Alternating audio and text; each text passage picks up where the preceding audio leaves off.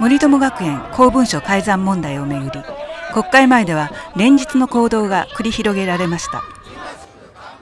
倍政権をみんなで倒そ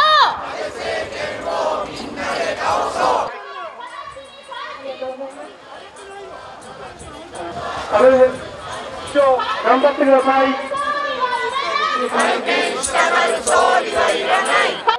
ツイッターでの呼びかけなどで自然発生的に集まったグループ、スタンド・フォー・トゥルース。当たり前のこと当たり前にしろって言ってることがデモに集まること、これ無意味じゃないんです。毎週ここに集まって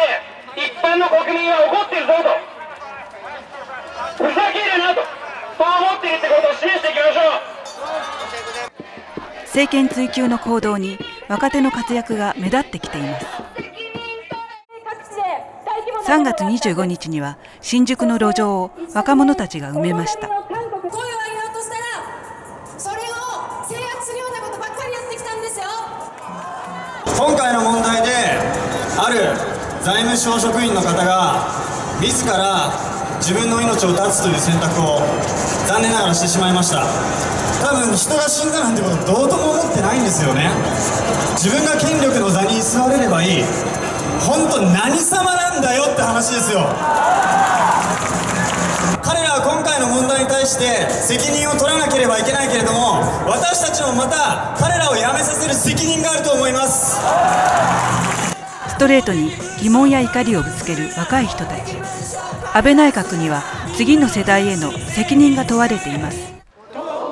佐川前国税庁長官の証人喚問当日も国会前で集会が行われました。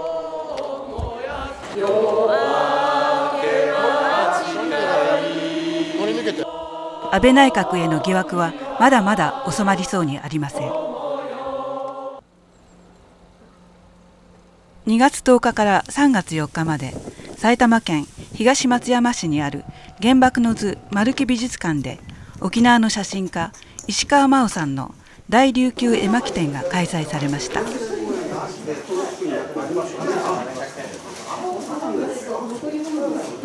縦1メートル、長さ120メートルに及ぶ壮大な絵巻。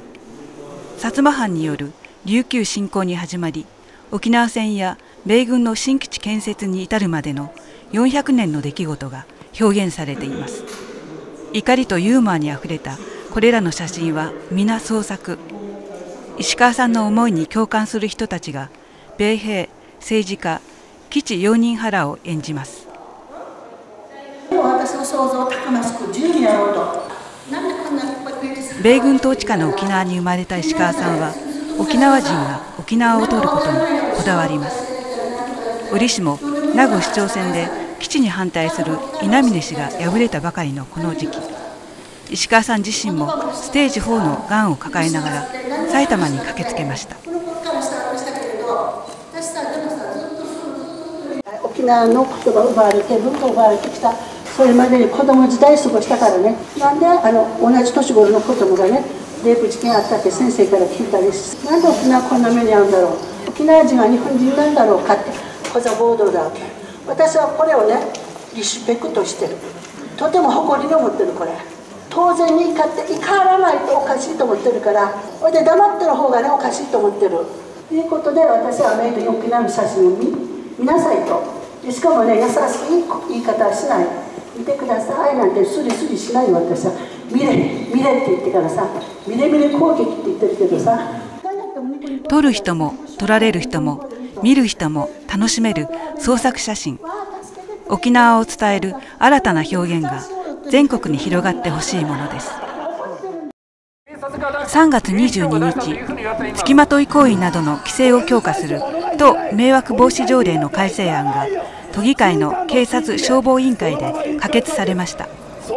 この条例についてはデモや取材活動などの規制が可能ではないかという懸念の声が出ています。この条例改正ですけれども、まさに改革ですけれども、この、どうしてこの改定が必要なのか、改定する理屈も立たない、そんな条例案を出してくること自体、本当に都議会も、そして都民も愚弄することではないでしょうか。国税庁長官だった佐川さんのですね自宅を張り込みすると、こういうのもそれに該当する可能性がありますよね。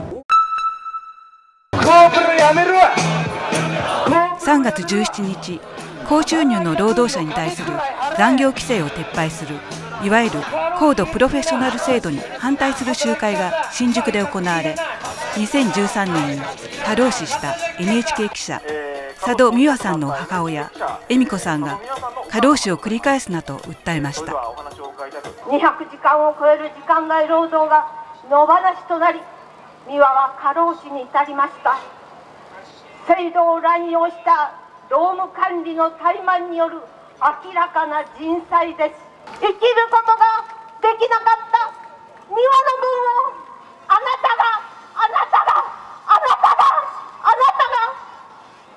代わりに生きてやってください。技能を学ぶはずの外国人技能実習生がなんと放射能の除染作業をさせられていました。3月14日、衆院第2議員会館で技能実習生除染作業問題の院内集会記者会見が行われ、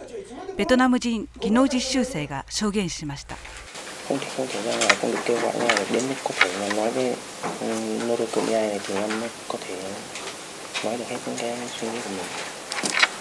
Dịch tật của mình